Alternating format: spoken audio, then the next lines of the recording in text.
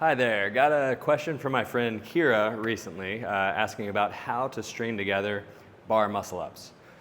So getting that first one, mounting the bar, and then not knowing how to reset that trajectory so that you can basically do the same rep again and get back up on the bar, linking together big sets, 3 to 5 to 10 to 30 reps, right?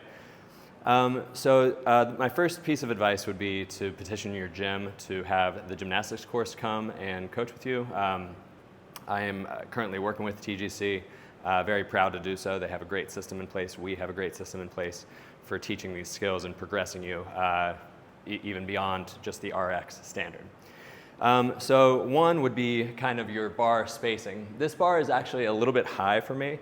What I tend to agree with in terms of recommendation, you should be able, whatever pull-up bar you're using, you should be able to just get your fingertip on the bar from a tiptoe position, which actually I can on this one.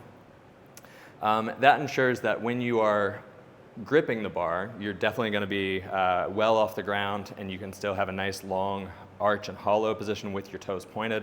Helps you generate a lot of force through that accumulated tension in those gymnastic positions. So one would be definitely find a bar that is the appropriate height.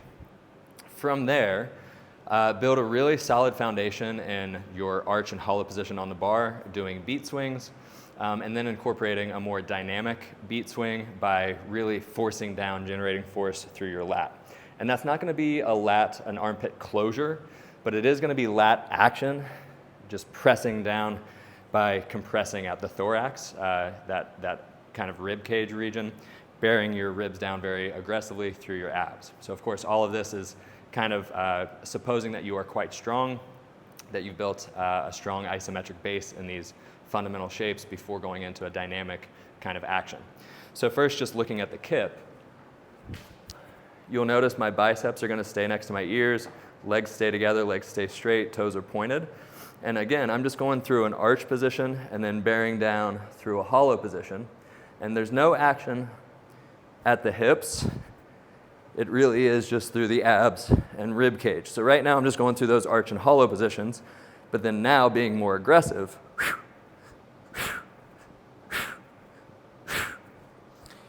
where you could hear my breath, I'm sure. This rig is pretty well secured to the wall. On more, or rather less secure rigs, you'll actually hear the rig like shaking when you do those aggressive kind of lat compression bear down on the bars. That's going to generate a lot of force again through that tight arch and then ripping into that hollow, and then you bend your arms appropriately to send that force upward and you'll just skyrocket up.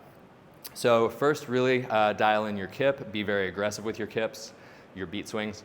I personally do 3 sets of 10 repetitions of beat swings every single day as part of my warm-up. It warms up your overhead position and it gets your core firing if you are doing some gymnastic work that day. From there, a little trick called a beat through, and you'll notice that this is going to have an analog to how you reset your bar muscle up reps. So what you do on a beat through, you'll start about an arm's distance away. So right now my wrist is right in line with the rig. I'm going to jump up, grab the bar and hollow, and then let myself pull into that arch. Right when I feel maximum tension in the arch position, I'm going to dismount. And where my feet land, that's actually where I'm going to aim my toes when I try to reset my rep on my bar muscle up. And I'll show you that as we go. So the beat through, again, jump, hollow, mount, arch. And so right at that arch, I landed right here. So I'm just, for future reference, going to mark this position, just a little circle right here. And so you could practice that a few times, right? Arms length away, jump, hollow, arch, and then land. And again, trying to land with some precision. Doesn't take more than 3 to 5 reps to try to get that kind of dialed in. So again, being pretty consistent landing in that spot, that circle. From there, you have a few different ways of thinking about how to get up on top of the bar. One would be just a progressive kip. And so that's going to be kipping aggressively. First, chin over bar, then like low chest or upper abs to bar, belly button to bar, hips to bar. And so that's giving you a sense of the CrossFit kip where you are balanced on the rig the entire time. So that's going to look something like this. So first establishing that kip, now being aggressive, and now rising up.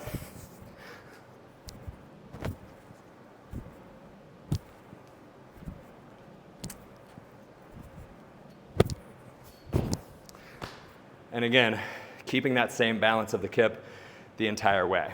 And once you get to your belly button roughly, it really is just about turning over the wrists.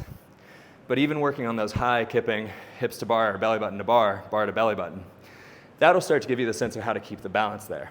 Now, what we see in reality though, is that often people do kind of a hybrid glide kip, and I'm one of these. So what will occur then, when I approach the bar for my first rep, I'm going to be in that same position that I did that beat through. So about an arm's distance away from the rig. And so what you'll see here, I'm going to enter in hollow and go into arch, but then I'm going to time it and be very patient. I'm going to let myself start to drift back a little bit and snap on top of the bar. My feet will not breach the horizontal height of the bar, because that would then be a no rep. And I am going to pass through a partial dip just to complete kind of the CrossFit standards. You do need to pass through part of a dip in order for it to be a bar muscle up. And then what you'll notice, I'm going to go ahead and do 3 in a row right here. What you'll notice is at the top of that rep, it should be naturally occurring, but if you, for example, are tired and you get on top of the bar or you don't quite have the rhythm yet, you need to mindfully do a castaway. So you kind of pop your hips away to create some distance, some space between you and the bar before you drop into your next rep. So see if you can notice that here in real time.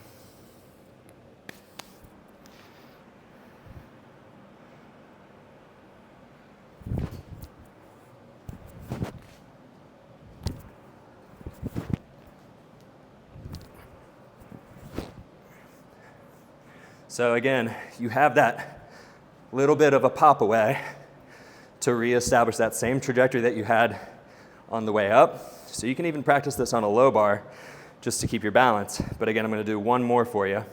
So now from a dead stop, I'm going to cast away, come down, and then try to mount the bar the exact same way I did on that first rep.